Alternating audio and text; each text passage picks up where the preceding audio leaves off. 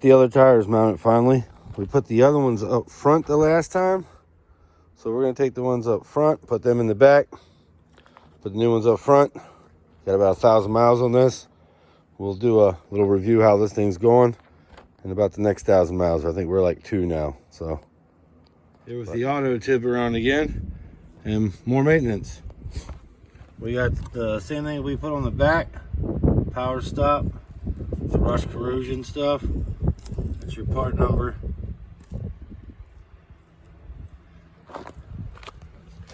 Same pads as the back. Obviously different part number. There's your part number. They are made in China, but they are a pretty reliable, cheap rotor setup. Okay, on this job, all you're gonna need is a 14, 17, and a C-clamp. Here's your 14, take those out, fold this over. Then you can easily remove the brakes out of there then. And let's check these for brake wear. As you can see, that's a very even pad. It's a lot of life on those pads. But these rotors are originally off the Mistress 13 plus years ago when I bought these things. And they got a lot of miles and a lot of high speeds on them. So we're pulling them out. Now the 17 bolts there and there. Pull the bracket out. Right here is normally you have your screws here and here. I've taken these out before. Most of the time you can't get these out, so you can drill them, or what I like to do with them is I just cut them like an X through here, and cut this area out, and then I just beat the rotor off. And then as you can see, that one's off. I replaced these hubs before. I just don't use them. Look how quick they corrode. Should be able to see here. Yeah, see how quick that corrodes? An hour to do. Taking your time on both sides, but that could make you end up into a day's job. But yeah, I don't recommend putting them back. That's the way I do things. I use a C-clamp, old brake shoe, pad I mean, and just wind it in until that's flat, and you're good to go. And you just reverse everything back in. Use some of this power stop, grease, lubricant, whatever you want to call it, for the pins. They go in here, and right there we keep them nice and clean, or moving free. Want them nice and moving free. Little anti-seize on all the hardware. And then you got your new brake retainers is what I call them. And they just sit in there and you just come in and push them down. Just push them on down and put your brake pads in there. Don't forget to take your brake lube, put it on the face. Everywhere on the face. Basically everywhere that's touching retainer. I like to call it retainer. I don't know what the real name is. As you can see how it squeezes out there, there, and there. That's where it touches. Always put the squealer on the inside. And you got to remember the squealer goes to the bottom. New rotor in the back, new brakes in the back. New rotors and brakes up front.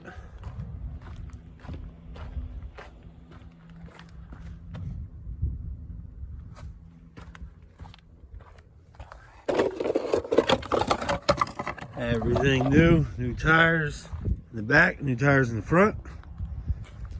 Update on these leaks. As you can see, things are drying up.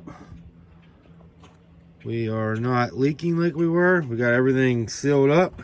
So we don't have all that stuff going on. Look back here. Look how clean that is. We might have a little leak right in there still around the oil pump gasket, which we did not replace. But I think it's drying up there. But I mean, that's dry compared to what it was. And I think it's just drying up. You know, you can see it starting to dry up on the front of it. Oil pan gasket might be leaking a little bit, which is just silicone. That could be what's going on there.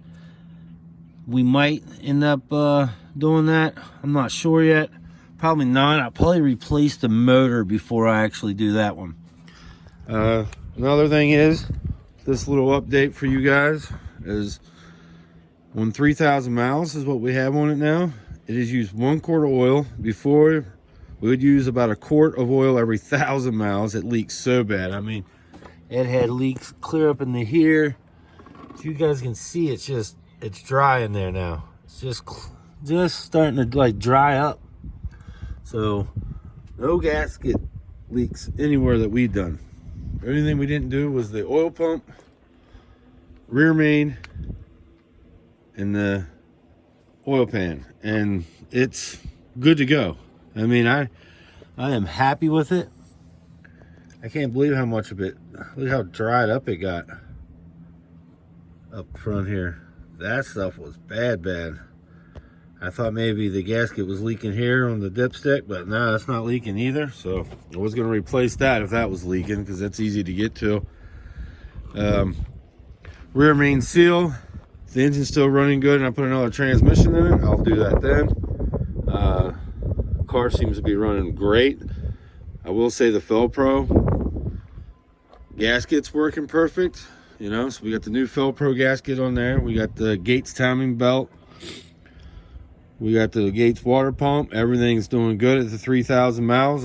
You know, we used the Felpro cheaper gasket here. It's still working good. If you guys are on a budget, the Felpro kit is really good. The Felpro cam seal here we put in there is not leaking. The front main seal is not leaking. Felpro, so that's good. The head, if you remember, we took it out of a 2001.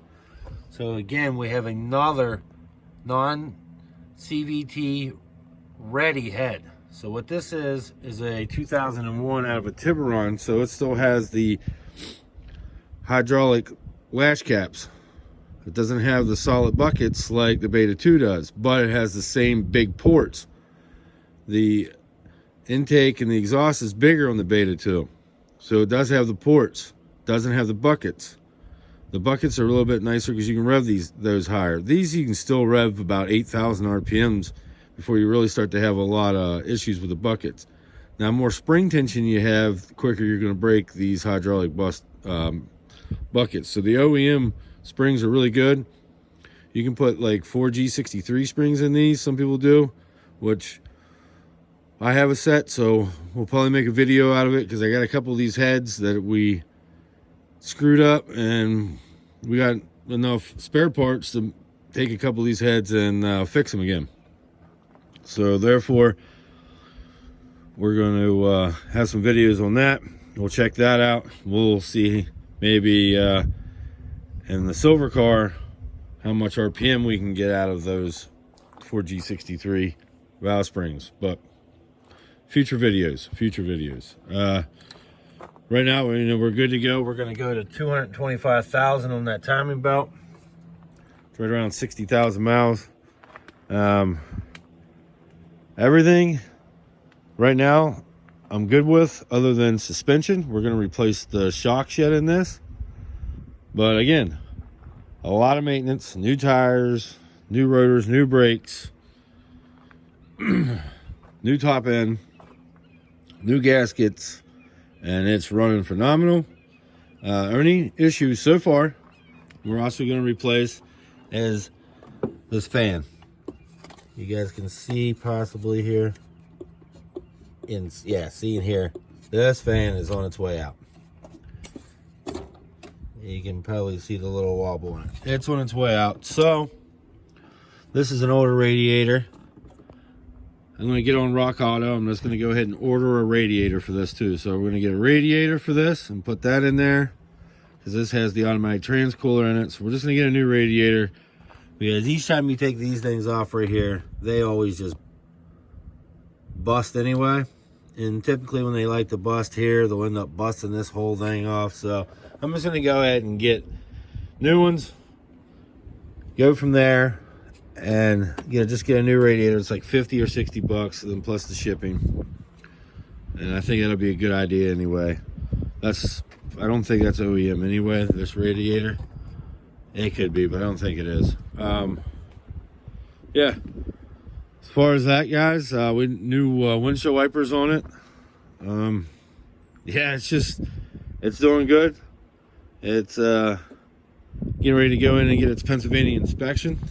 I don't see nothing wrong with it. New tires, new rotors, new brakes. I mean, it's good to go. We're gonna put some new suspension on it. When we get the new suspension, we're gonna go take it and get it realigned again, because it might be a little bit off with all the new stuff. Now it's time to get back to work on this. Next video, we'll be back on this. Just wanted to do an update. And I figured out my space on my iPhone. So I'm old. Took me a while to figure it out, but I got to figure it out. Thanks for watching.